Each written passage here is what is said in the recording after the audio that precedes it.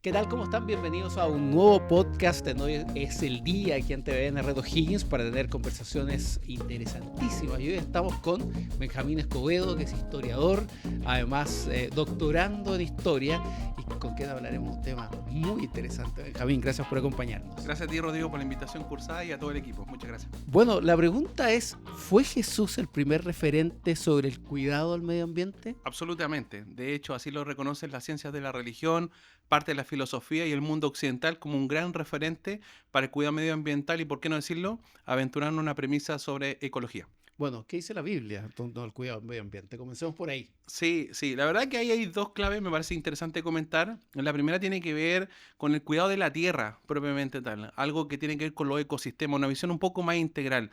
Pensar en el cuidado del medio ambiente, pensamos que es meramente no botar un papel, Sí. no depositar un vaso de jugo. Más bien la clave de la Biblia tiene que ver con una cosa integral, como ser consciente que la tierra es prestada. Esa clave me parece fundamental, es decir, esta tierra no nos pertenece, sino que es algo prestado y por tanto hay que tener una mayordomía, un cuidado sobre el medio ambiente. Y la figura de Jesús sin duda es una clave elemental por cómo fomenta aquello, cómo trata de hilvanar la idea de tener una dimensión ética. Hablar de ética en estos tiempos es sumamente casi como muy complicado. Sí, porque lo que tú dices es como, claro, el mensaje que generalmente se da en torno al cuidado del medio ambiente tiene que ver con que este mundo no es nuestro, vienen otras generaciones, hay que cuidarlo, no hay que cortar todos los árboles, hay que ser sustentable, ¿no? Y de eso de alguna manera se habla ahí, ¿no? No, total. O sea, la idea del cuidado del medio ambiente, como te señalaba, tiene que ver con ser responsable de los ecosistemas, de la creación de Dios. Así diría el libro de Génesis, ¿no? Ser responsable de la creación de Dios. Y esa idea de mayordomía, de responsabilidad, que es lo que se ha publicado y lo que se ha hablado en el último tiempo de la producción que se ha hecho en el área, de ser conscientes de aquello, pero además proponer como la dimensión ética al espacio público. Es decir, la Biblia no solamente nos sirve como dogma, sino nos entrega claves de responsabilidad sobre el entorno. Y me parece que es un valor sumamente interesante y poco explorado. Por lo tanto, la Biblia es el primer libro que podemos hablar de sustentabilidad en el mundo. No, total.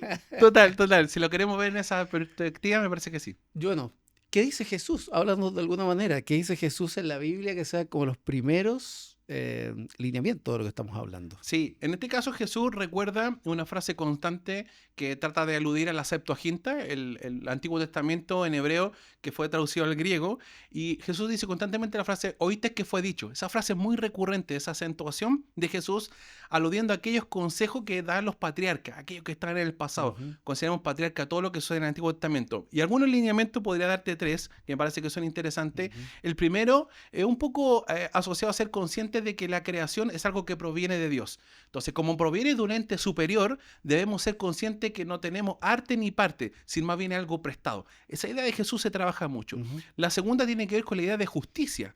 Y la justicia no como la entendemos hoy en día, ¿no? Justicia en griego es dikaisuné, dikaio. Ujú. Esa idea de cómo ser justo. Bueno, él dice, la buena manera de ser justo es Ujú. también nuestro comportamiento, Sí. no solamente la resolución. Y la tercera que me parece Jesús es cuando dice que nosotros estamos en este mundo, no somos de este mundo, y esa frase se aludía un poco meramente a una concepción escatológica, Mm. como diciendo como, hoy tenemos como que escapar porque esto está contaminado, sino más bien es como diciendo, mira, la mentalidad que yo quisiera que tuvieran, la manera como se administra esto, parece que difiere bastante del ser humano a lo que él piensa, y como te digo, ahí hay un cuidado integral sobre el medio ambiente. Y para estos tiempos parece ser una mirada bien sofisticada, ¿no? Sí, totalmente, porque yo creo que en la Biblia generalmente hay dos vicios, ¿no?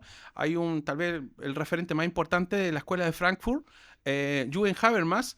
Habermas dice de que generalmente la religión no tiene mucha cabida en el espacio público porque trata de imponer el dogma. De una u otra manera trata de imponer aspectos o axiomas valóricos religiosos y trata o deja descuidado un poco algunos elementos que sean de carácter más horizontal, una ética, una moral. Y qué mejor, y yo creo que tú tienes razón, que está descuidado, es proponer una moral a partir de la Biblia sobre el cuidado medioambiental. Ahora, hay teólogos, me imagino, teólogos intelectuales cristianos que se han referido a esta materia, ¿no? Sí, total. Tal vez uno de los más importantes propio aquí en Latinoamérica fue Leonardo Boff. Ujú. Leonardo Boff, brasileño, que fue pues, discípulo de uno de los papas, una figura sumamente importante y que ha trabajado esto. Pero tú me metes en un tema que me parece también sumamente relevante, que va a ser la diferencia entre ecología bíblica, ecoteología Eso te iba a preguntar. y ecologismo. Sí.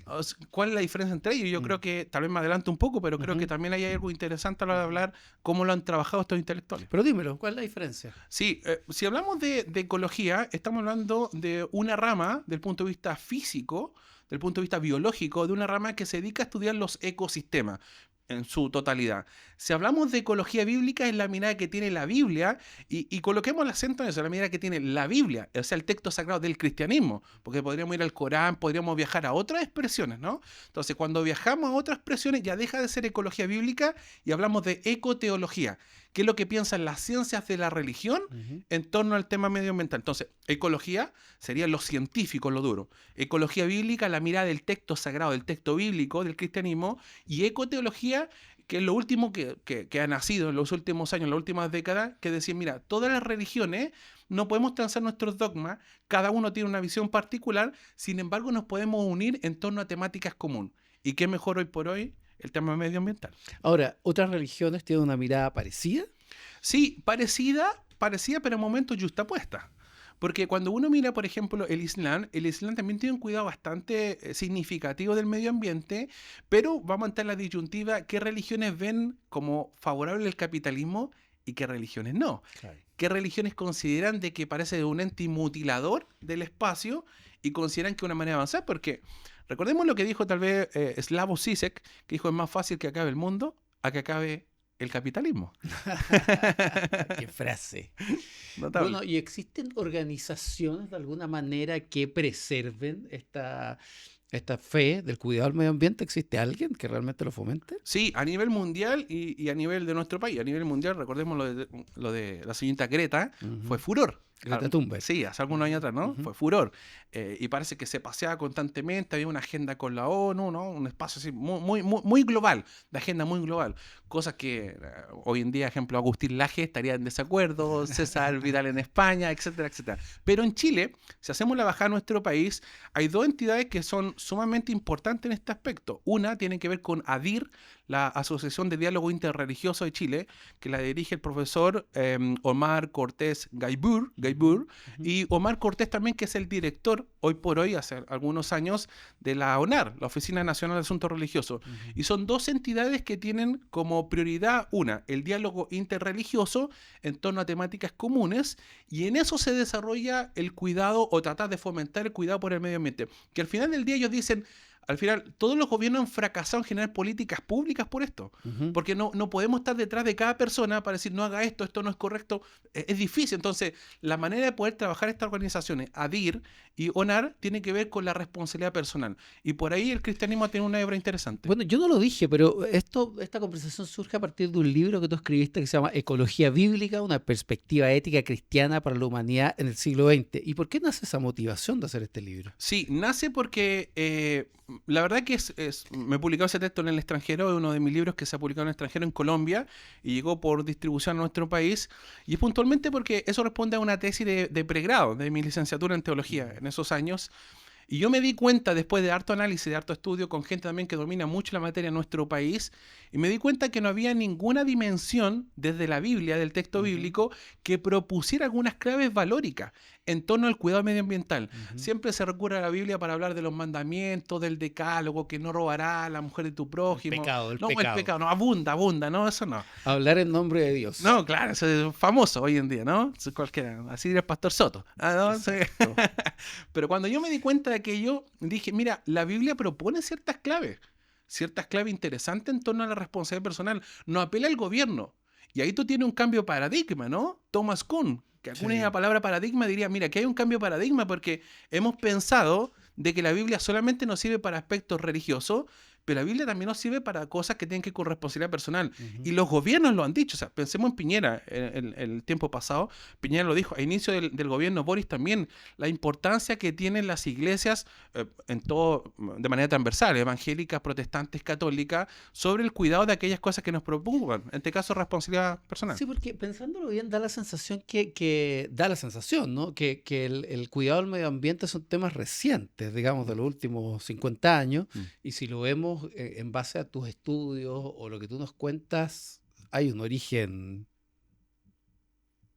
Sí. al inicio. No, total. O sea, cuando uno ve esto, uno ve que la preocupación ya estaba post Concilio Vaticano II. O sea, estamos hablando del siglo XX, post de la década del 60, ya había una preocupación.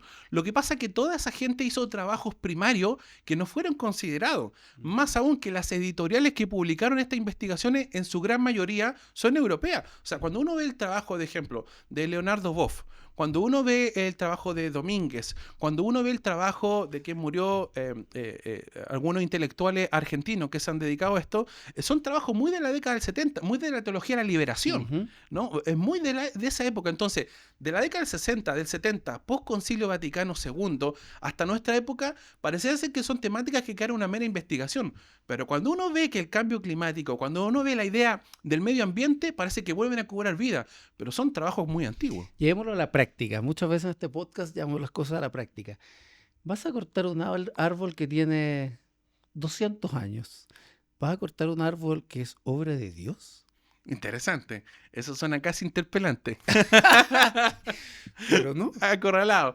Sí. Bueno, ahí habría que definir lo que entendemos por fe, por cristianismo, de lo que entendemos por panteísmo, que tal vez sería la línea delgada frente a lo que tú me preguntas, porque si yo entiendo la creación de Dios como algo intocable, me vuelvo, y bueno, la gente que nos va a escuchar acá en el podcast, que no escucha, me vuelvo tal vez como decir, bueno, no voy a comer animales, ¿no? Porque es creación de Dios. Entonces, te vuelves un fanático. Mato a los animales. Ahí está el tema. Entonces, pasas de la religiosidad a lo que entendemos como fundamentalismo. Entonces, lo que Dios hizo, y así lo dice el texto bíblico, ¿no? Es para que el hombre se deleite, que disfrute. El tema está cómo administramos aquello. Entonces, nos podemos deleitar de sus frutos. No, claro. Y hablemos bien de esos frutos, ¿no? Claro, de sus frutos, pero ¿vas a cortar el árbol cuya creación no es tuya? Sí. O sea, si yo soy consciente que el árbol, te agradezco mucho tu pregunta, si yo soy consciente que ese árbol le voy a dar un cuidado para que vuelva a crecer y que vuelva a replicar materia prima para que el que venga detrás también tenga espacio, que es muy parte de los judíos eso. Los judíos tenían parte de esa cultura, extraer algo de la tierra y siempre queda algo para el que viene detrás. Esa idea de como de la avaricia, ¿no? Como que yo recojo todo para mí, saco el provecho del ecosistema solo para mí, no es muy bien visto. Entonces, bajo ese criterio no habría ningún problema. Porque generalmente cuando uno habla, o escucha cuando hablan en nombre de Dios, es para los que les conviene a algunos y para los que les conviene a otros, ¿no? Sí. Y de eso está lleno. Eso, si tú lo miras, eso en todo índole de cosas, parece ser que si algo es conveniencia personal, en el nombre de Cristo, ¿no? Sí. Y si algo no está muy de acuerdo, es como, no, ya estoy en el nombre propio. Entonces, ¿qué es lo que define? ¿Cuál es el patrón que define? Yo creo que frente a eso, algo también que me parece siempre interesante traer a colación para todos los que nos escuchan, que tienen con la idea de la interpretación bíblica. La interpretación bíblica así se afectó, así lo dice la tradición católica romana, que es de interpretación privada. Entonces, cuando uno mira eso, uno dice, mira, aquí hay una cierta interpretación privada desde el punto de vista de que cada uno va extrayendo cierto elemento, hay un sacramento, un orden teológico, pero claro, hay ciertas cosas que se podrían provocar un vicio, o como también podríamos caer en un fanatismo, ¿no? Ser muy rígido a la hora de esa interpretación bíblica. Sí, voy a volver al inicio, y era de algunos pasajes que tenga la Biblia que sean más bien puntuales, que tú recuerdes, que sean, que nos dejen de alguna manera esta enseñanza del cuidado del medio ambiente, que tiene un origen, ¿no? Que tiene un origen bíblico, que tiene un origen divino, si lo podemos decir de alguna manera, y que es una mirada nueva, ¿no? Es decir, que la sustentabilidad tiene un origen divino, es una revolución. Sí, total. ¿Te acuerdas de algún pasaje? Sí, total. Ejemplo, el libro de Génesis son muchos. Te voy a llevar el libro de Génesis puntual, donde se repite constantemente la idea de cuidar y preservar la tierra. Esas palabras, esas frases son literal, de cuidar y preservar la tierra. ¿Preservar qué tierra?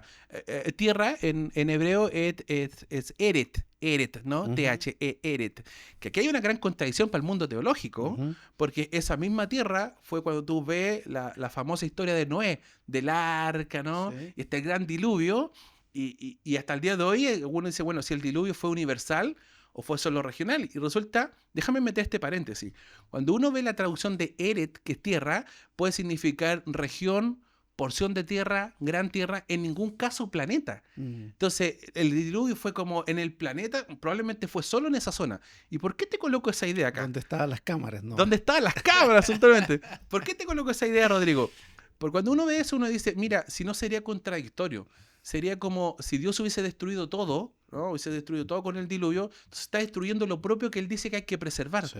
Está destruyendo todo lo que él dice que hay que cuidar. Entonces creo que el texto de Génesis, el Antiguo Testamento, es el más representativo de esto. Y en el Nuevo Testamento, irónicamente, es Apocalipsis. Ujú. Irónicamente, el texto de Apocalipsis. Esta idea de la tierra nueva, Ujú. del cielo nuevo, ¿no? La Sí. promesa redentora, Ujú. ¿no? Esa idea de muy apocalíptico, ¿no? Muy Ujú. escatológico, de esperar una redención.